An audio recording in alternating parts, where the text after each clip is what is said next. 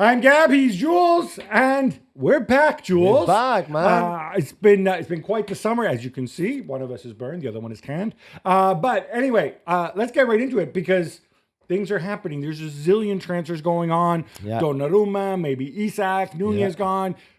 But let's start with the glorified friendly. As this is what you call it if you lose the game at Wembley. Exactly. The Community Shield. Palace winning on penalties.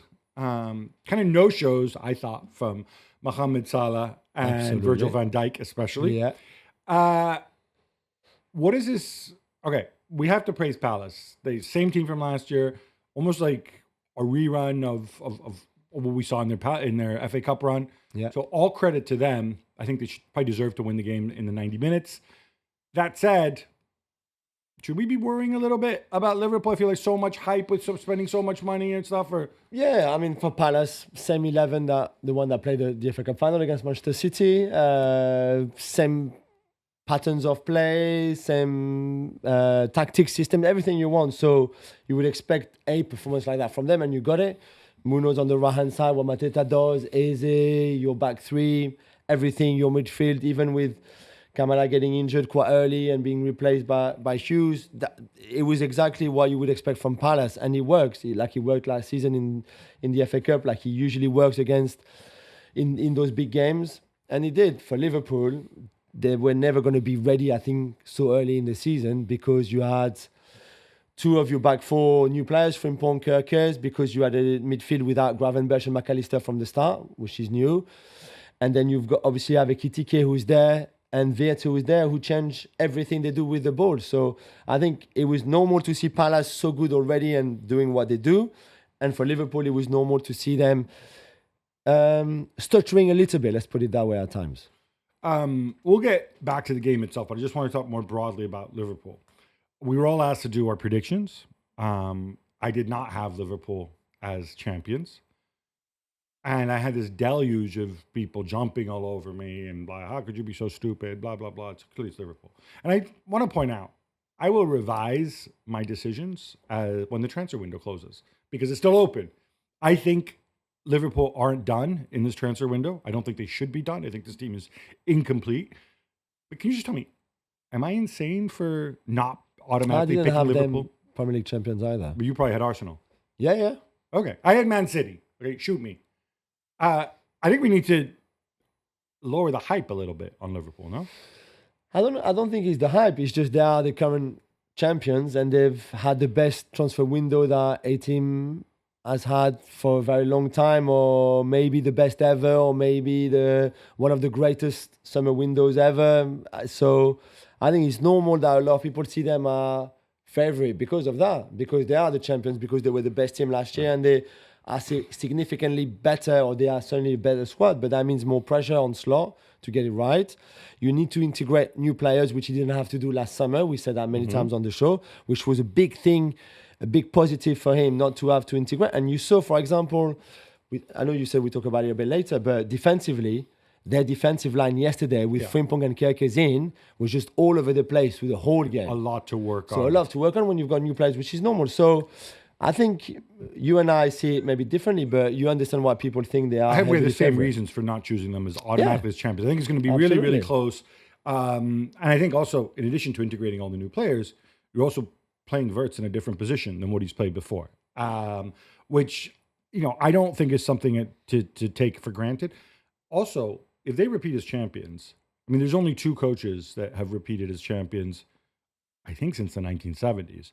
Or I guess since the 1980s. 80s, yeah. Those are Sir Alex Ferguson and Pep Guardiola. That's Yeah, maybe Arne it's not Slot easy will to do. get there one day. Maybe. But he would ascend to that level if he repeats. Yeah, and to be fair, all of that has an impact on Mo Salah, as you said. Yesterday, you're starting to see that was not a team that was playing for Salah, maybe like they used to before. I think there's more to come from Liverpool in this window. I look at this. My main concern, of course, is the back line. Just the two center backs and the cover behind them. Van Dijk and Konate, if they're both fit, but Konate, of course, a year away from free agency. Van Dijk older, and of course, just 2 years. I have a sense, I'm going to put this out there, I want to be on video saying this. I think they will bring in another center back between now and the end of the transfer window. And I wonder if it could be the guy who played against them last night, Mark Gay, who not officially on the market, but obviously they're generating a ton of interest. All this and more to come on the Gavin Joe's podcast. All right, Joe's, a correction in live time. Sorry, Mourinho. You forgot Mourinho. How could I possibly? You forgot Chelsea and Mourinho. But I will make the point, though, that, again, of those three, one is probably the greatest, one of the greatest managers in history. So are the other two. Yeah. But the other two were also beneficiaries of one of the biggest spending sprees in history. Especially if you adjust it for inflation or whatnot, both in Mourinho and Pep. I mean, that is the level that he would need to operate at. So maybe he will. I don't know. He's proved us wrong before, right? That's true. He has redefined our view of bald Dutch managers, right? Kind of. He's the exception that proves the rule. I want to go back to the game itself, and let's start with something that happened before the game. I mean, I don't know there's much to talk about, but we do need to note it. The minority of Palace fans who interrupted the Diogo Jota minute of silence, I don't know.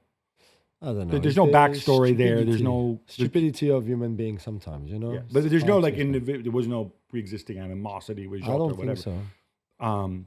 And I wonder too, in a ground that size, it's whenever. I mean, I don't know if you have this in France, but in Italy, whenever they show minutes silence or moment silence, I should say, in the Premier League, and it's always like you can hear a pin drop.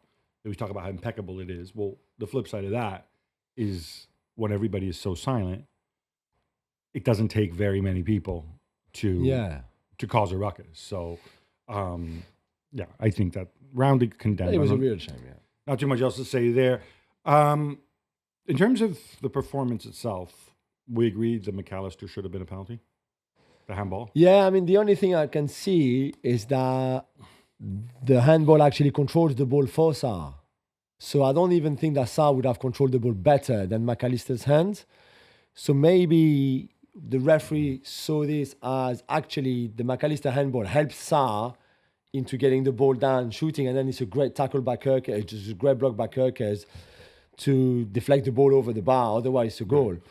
In the sense that sometimes those are given because that prevents the player from controlling the ball and in that case, I think he actually helps. There's no advantage gained, basically, is what you're saying. Yeah, actually gave an advantage to Salah directly from the handball. So it's plausible. Certainly, the buzz that we've gotten is that this season, there'll be more discretion in this kind of thing. I think it's clear. It's a clear and obvious. I mean, this is where I'd love to hear the audio, right? Yeah, it's Community Shield, nobody cares. But I'd like to say, if the guy said, you did see, to Tierney says, you did see it. And Tierney says, yeah, I saw it. But, I don't think the trajectory changes. Or if he says, but it was, he was he was in line with his body or whatever, then you have to say, no, look at it again. Yeah. If he says there was no real advantage gained or whatever because Salah got the shot, I mean, that's fine. Just be aware this is another situation where they're kind of interpreting rules on their own. Yeah, because his arm is at a 90-degree angle from his body. Beyond that, I know Ekitike got stick for the miss, but I actually thought Liverpool's newcomers, especially Wirtz and Ekitike, I thought they did well in situations that are maybe unfamiliar to them. Yeah, I mean, you could see already the beginning of a relationship between them two, not just on the goal, but the goal is kind of a double 1-2, and they find each other quite well. And I think they play the same football and think the same football, which is good. Wirtz then played. I didn't really understand the move from slot to play Wirtz as a false nine in that second half, and then even Salah there didn't make much sense to me at all. And that could be a problem later on if you don't think that Ekitike can play the whole 90 minutes every game with the intensity of the Premier League when he's tall but quite skinny, to be fair. And I'm not sure if he'll do well with that kind of physicality. We'll see. But yeah, I thought them two together. I mean, Ekitike is a great player. We've said that many times. It's just how great can he be, how can he become for the money that they paid for him and for the fact that they chose him when they wanted Isak, when they could have probably had Isak if they hadn't signed Ekitike when they did. And that's the thing. So he would have to be very good for all of those reasons. But he showed a lot of promises, I thought, on Sunday. All right, you mentioned the four-letter word, Isak. There are some suggestions that obviously he's still at loggerheads with, Yeah, very with much so. Newcastle. I think the most logical situation here, because if we operate in terms of logic, I think we both agree, if they do sign another center back, or maybe even if they don't, it's hard to see them spending 130 million or whatever it would take to get Isak. And then if you're Newcastle, you don't want to have an unhappy Isak hanging around. I think the most logical outcome here, although I said I gave like a 30% chance out of a lot of weird outcomes, is Isak extending his contract, getting a pay rise, which he probably deserves, but also as part of that, getting some sort of release clause. Yeah, for next season. Did you think that would make sense? Yeah, I agree. I think he will stay for another year and then go.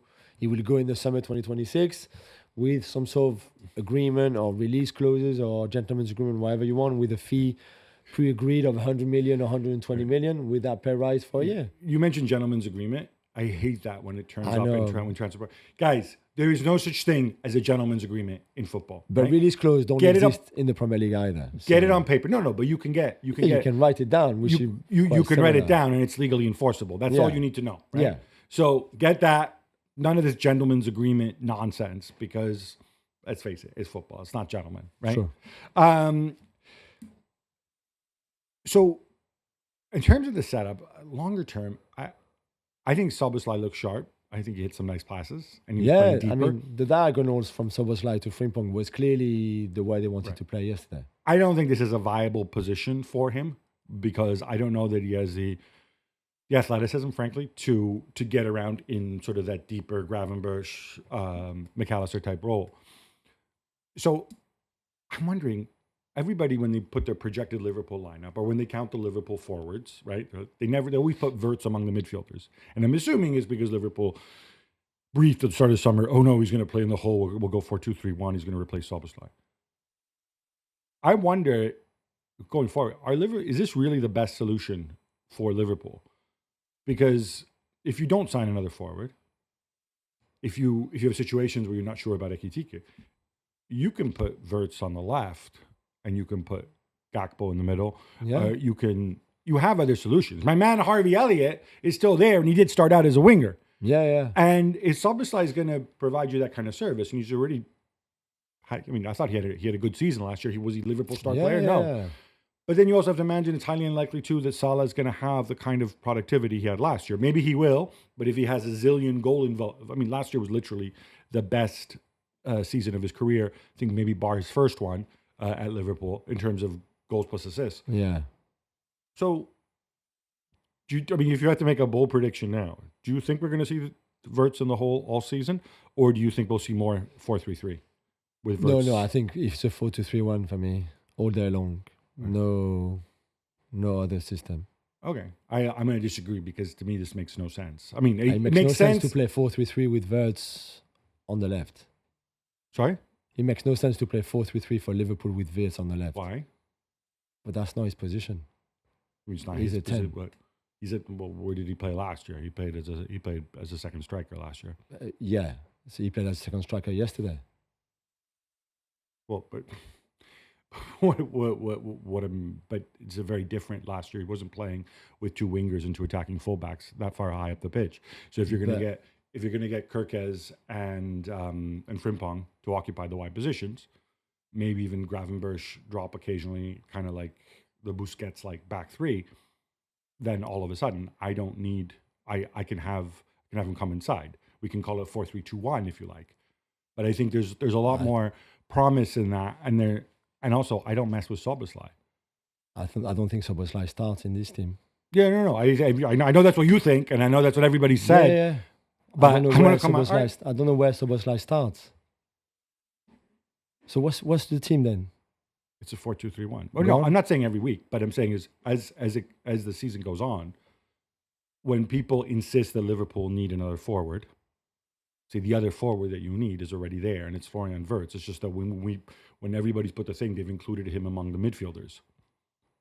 No, he's played as a false nine through this preseason, but otherwise he's always played as a 10 or a second striker in a 4-2-3-1. They've never changed system in all the friendly they've played. I don't care about the preseason because people are injured. I do. The team on Sunday is a team that's going to start against Bournemouth this weekend in the Premier League. You don't play a team in the Community Shield in the same system that you've played in all your friendlies in Right. preseason. So then let me ask you to this: change before for the preseason. is this system sustainable if they don't sign another forward over the course of the season? Given Yeah. what you said about Ekitike, given what you said, Yeah. if you put him in the hole all season long, right?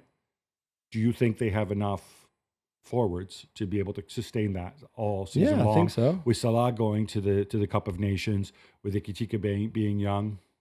Yeah, I think so. All right. That's only the idea. That's what Slot wanted. That's why they signed the players that they signed for that reason. I don't see it changing. With the ball, there will be a bit of fluidity. And then in you're the way not they buying play. his back three option either. That's what I mean with the ball. If Gravenberch wants to drop, we saw yesterday that Frimpong was by far already there was a bit of Gakpo as a left wing back and Frimpong as a right wing back and Kerkers with Virgil and Konate as the deeper back three if you want. So they might do that again, but Wirtz needs all that freedom that he had yesterday. He dropped deep, touched the ball everywhere. He had a lot of freedom. That's his best position. And then you play Gakpo, Salah, Ekitike. You can play them in different positions. Gakpo can be more central if you want. You can even play Szoboszlai more central like he did away at Spurs last season. That worked so well for them. There's a lot of things you can do, but Wirtz has to have this central free role. Otherwise, there's just no point having him there. And you don't think you can have that in a 4-3-2? See, this is why No, we definitely do not. not always agree. There Not you go. always. I'm just telling you, I think this is how I think things will pan out if they do not get another option up front. And I also imagine, I mean, the Harvey Elliott moving stuff has died down a little bit. I think he can be valuable, but they may be in a situation where to get the center back that we think that they need, or maybe another forward, he may become expendable, and that obviously would affect the numbers as well. Now, as we write this, it's Monday. We should be getting a decision from the Court of Arbitration for Sport today. Although I'm a little surprised because I think they presented on Friday. But I guess the clock is ticking because it's August. They have to be quick with this. What would a fair outcome be? The only outcome has to be for them to be in the Europa League. I think they deserve it. I think this whole scenario and thing with John Textor, who, we've said enough on this show, we're not a big fan of. It was just ridiculous from the start. He was never really that involved at Crystal Palace.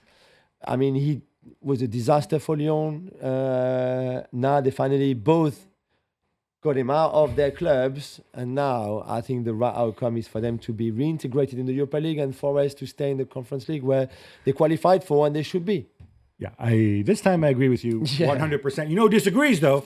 Mr. Marinakis. Of course. Funny that. Final word on this. Just on text. But is there a way that they cannot be reintegrated in the Europa League? What could be the justification for CAS to say, actually, we agree with what UEFA did?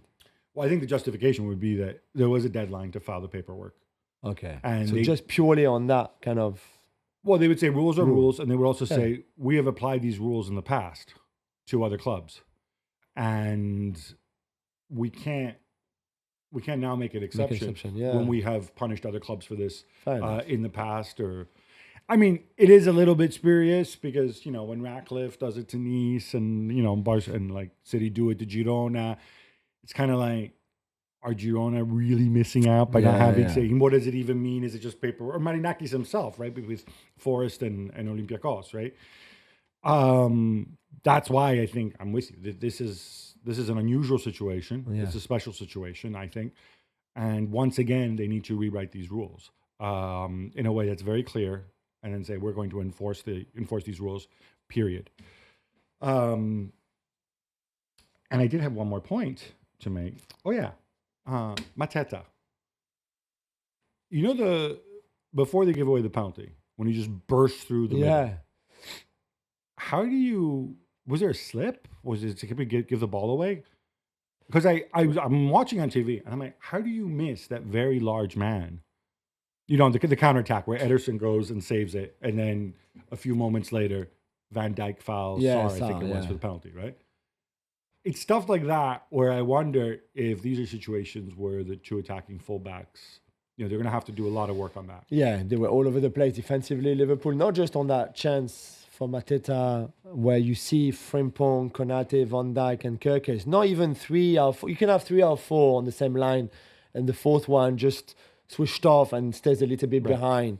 But all 4 of them, none of them is even on the same. They're all in a different position on the pitch in that defensive line. Same on the Salah goal, on the second goal.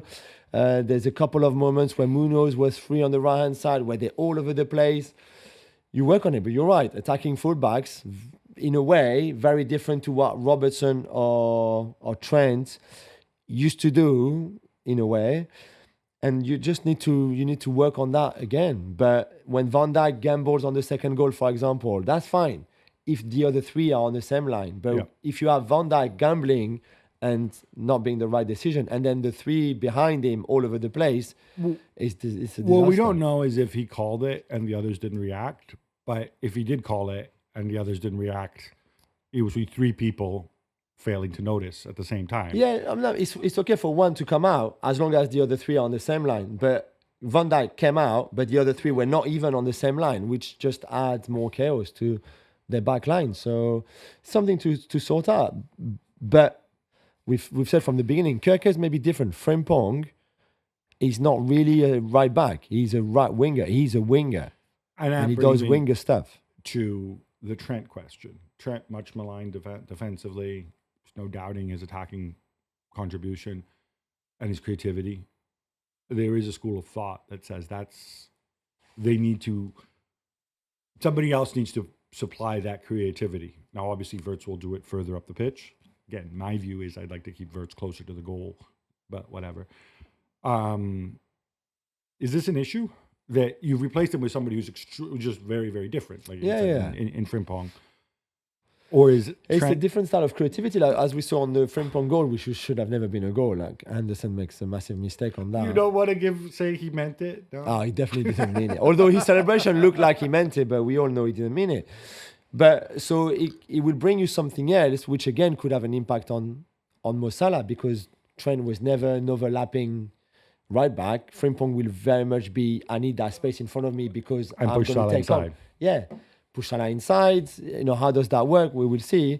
But it's a different style of creativity. It's just defensively, I'm more worried about Frimpong. Going forward, he will be good for them. Defensively, I'm not too sure.